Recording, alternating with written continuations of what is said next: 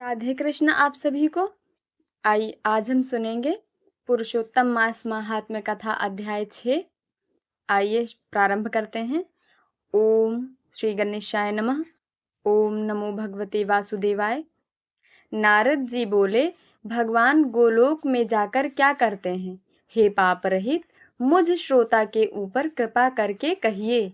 श्री नारायण बोले, हे नारद, पाप रहित अधिक मास को लेकर भगवान विष्णु के गोलोक जाने पर जो घटना हुई वह हम कहते हैं, सुनो। उस गोलोक के अंदर मड़ियों के खंभों से सुशोभित सुंदर पुरुषोत्तम के धाम को दूर से भगवान विष्णु देखते हैं। उस धाम के तेज से बंद हुए नेत्र वाले विष्णु धीरे धीरे नेत्र खोलकर और अधिक मास को अपने पीछे कर धीरे धीरे धाम की ओर जाते हैं। अधिक मास के साथ भगवान के मंदिर के पास जाकर विष्णु अत्यंत प्रसन्न हुए और उठकर खड़े हुए द्वारपालों से अभिनंदित भगवान विष्णु पुरुषोत्तम भगवान की शोभा से आनंदित होकर धीरे धीरे मंदिर में गए और भीतर जाकर शीघ्र ही श्री पुरुषोत्तम कृष्ण को नमस्कार करते हैं। गोपियों के मंडल के मध्य में रत्नमय सिंहासन पर बैठे हुए कृष्ण को नमस्कार कर पास में खड़े होकर विष्णु बोले, श्री विष्णु बोले, गुणों से अतीत, गोविंद, अद्वितीय, अविनाशी, सूक्ष्म, विकार रहित, विग्रहवान, गोपों के वेश के विधायक, छोटी अवस्था वाले, शांत स्वरूप, गोपियों के पति, बड़े सुंदर, नूतन मेघ के समान श्याम, करोड़ों कामदेव के समान सुंदर, वृंदावन के अंदर रास मंडल में बैठने वाले, पीत रंग के पीतांबर से शोभित, सौम्य, भौहों के चढ़ाने पर मस्तक में 3 रेखा पड़ने से सुंदर आकृति वाले, रासलीला के स्वामी, रासलीला में रहने वाले, रासलीला करने में सदा उत्सुक, 2 भुजा वाले, मुरलीधर, पीत वस्त्रधारी, अच्युत, ऐसे भगवान की मैं वंदना करता हूँ। इस प्रकार स्तुति करके भगवान श्री कृष्ण को नमस्कार कर पार्षदों द्वारा सत्कृत विष्णु रत्न सिंहासन पर कृष्ण की आज्ञा से बैठे। श्री नारायण बोले, यह विष्णु का किया हुआ स्तोत्र प्रातःकाल उठकर जो पढ़ता है उसके समस्त पाप नाश हो जाते हैं और अनिष्ट स्वप्न भी अच्छे फल को देते हैं और पुत्र पौत्रादि को बढ़ाने वाली भक्ति श्री गोविंद में होती है। अकीर्ति का नाश होकर सत्कीर्ति की वृद्धि होती है।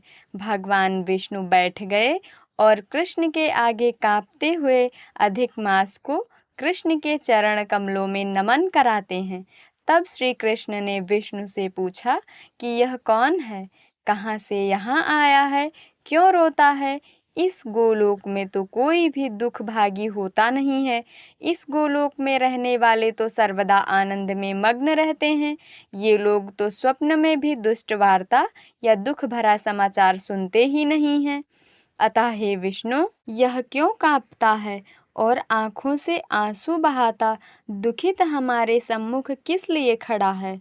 श्री नारायण बोले, नवीन मेघ के समान श्याम सुंदर गोलोक के नाथ का वचन सुन सिंहासन से उठ कर महाविष्णु मलमास की संपूर्ण दुख गाथा कहते हुए बोले। श्री विष्णु बोले, हे वृंदावन की शोभा के नाथ, हे श्री कृष्ण, हे मुरलीधर, इस अधिक मास के दुख को आपके सामने कहता हूँ, आप सुने। इसके दुखित होने के कारण ही स्वामी रहित अधिक मास को लेकर मैं आपके पास आया हूँ। इसके उग्र दुख रूप अग्नि को आप शांत करें। यह अधिक मास सूर्य की संक्रांति से रहित है, मलिन है, शुभ कर्म में सर्वदा वर्जित है।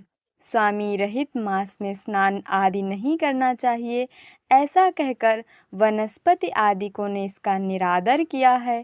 12 मास कला, क्षण, अयन, संवत्सर आदि सेवेश्वरों ने अपने अपने स्वामी के गर्व से इसका अत्यंत निरादर किया।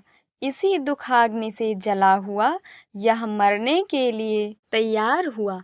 तब अन्य दयालु व्यक्तियों द्वारा प्रेरित होकर हे ऋषिकेश, शरण चाहने की इच्छा से हमारे पास आया और कांपते कांपते, घड़ी घड़ी रोते रोते अपना सब दुख जाल इसने कहा, इसका यह बड़ा भारी दुख आपके बिना टल नहीं सकता, अतः इस निराश्रय का हाथ पकड़कर आपकी शरण में लाया हूँ।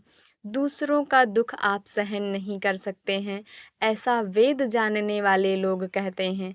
अतएव इस दुखित को कृपा करके सुख प्रदान कीजिए। हे जगतपते, आपके चरण कमलों में प्राप्त प्राणी शोक का भागी नहीं होता है। ऐसा वेद जानने वालों का कहना कैसे मिथ्या हो सकता है। मेरे ऊपर कृपा करके भी इसका दुख दूर करना आपका कर्तव्य है, क्योंकि सब काम छोड़कर इसको लेकर मैं आया हूँ। मेरा आना सफल कीजिए।